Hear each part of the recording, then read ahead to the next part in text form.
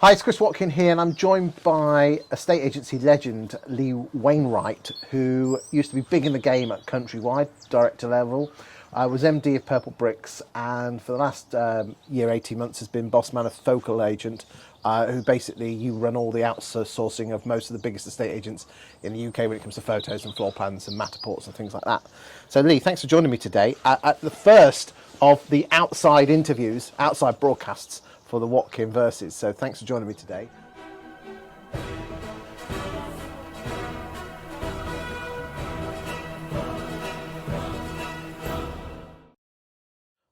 Why is the estate agency industry full of haters? Talk to me.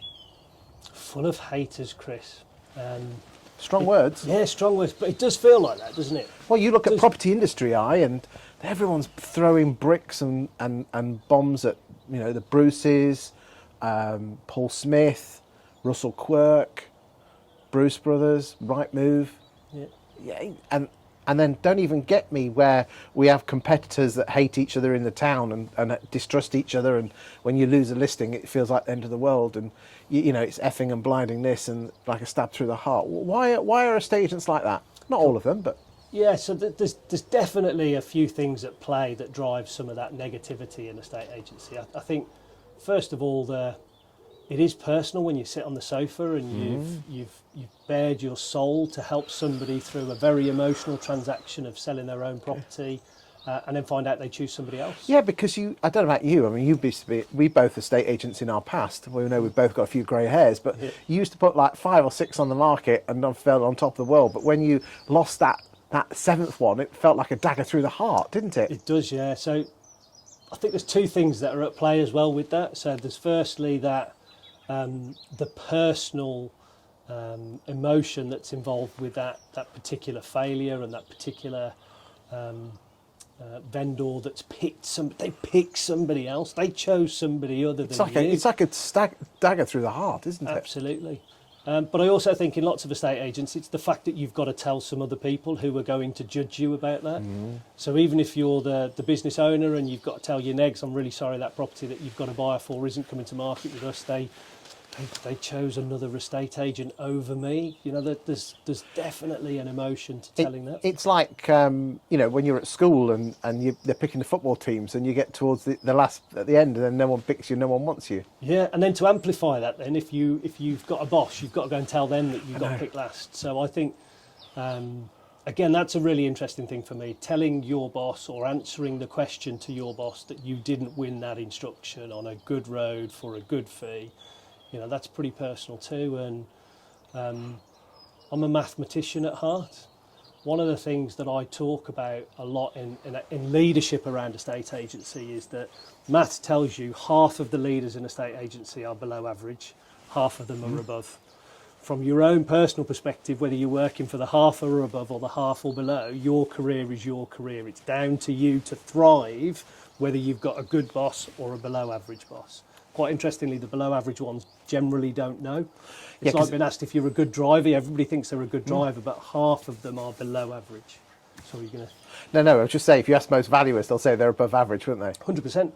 Most people, and it's a very dangerous place to be in, certainly in an estate agency. If you don't know that you're below average and you're not trying to work out what you can do to be better, you know, that's very, very damaging. And it is quite interesting. I've worked with a lot of very good agents who are always striving for that ability to find the 1% and to be better and to be more effective and to win more instructions and to sell more properties. But if you work for a below average boss who you know isn't going to handle that situation particularly skillfully, you know, that just amplifies the emotion that you've got. Having lost the instruction already and dealing with the emotion from the vendor, you've now got to go and tell somebody who's going to say something insensitive and unhelpful. Okay, so why does that emotion, because I still think they're linked, follow on through to almost... Hatred is a strong word, and probably too strong a word, but I can't think of anything as good as that, where we almost hate the opposition to the point of that follows on through to, you go to property industry and, you know, whenever Russell Quirk, whatever he says, if he could turn lead into gold, or the Bruce Brothers or Right Move, that there is a...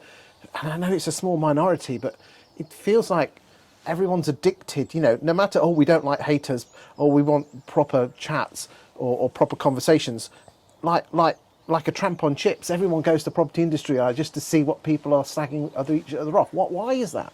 Yeah, so I do think the fierce competition's got an element behind it. Plus, if you've lost yesterday, you've got to win today.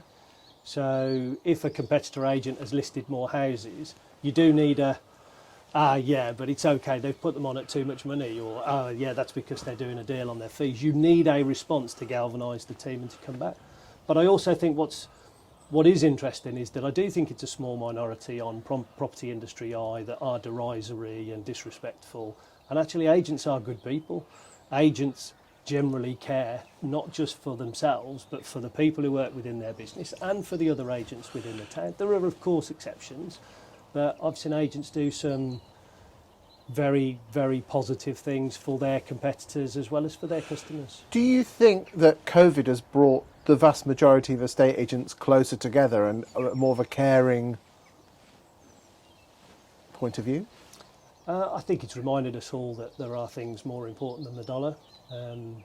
Certainly from our perspective, we talked very early on at Focal about health trumping everything else now. Let's keep everybody healthy. Let's make sure that we take the right decisions to protect the livelihoods and the lives of the people that are dependent upon us. And I think that does kind of give us the line in the sand type moment to remind ourselves that there's more at play than the dollar. Thank you for your time today. Thank you, Chris.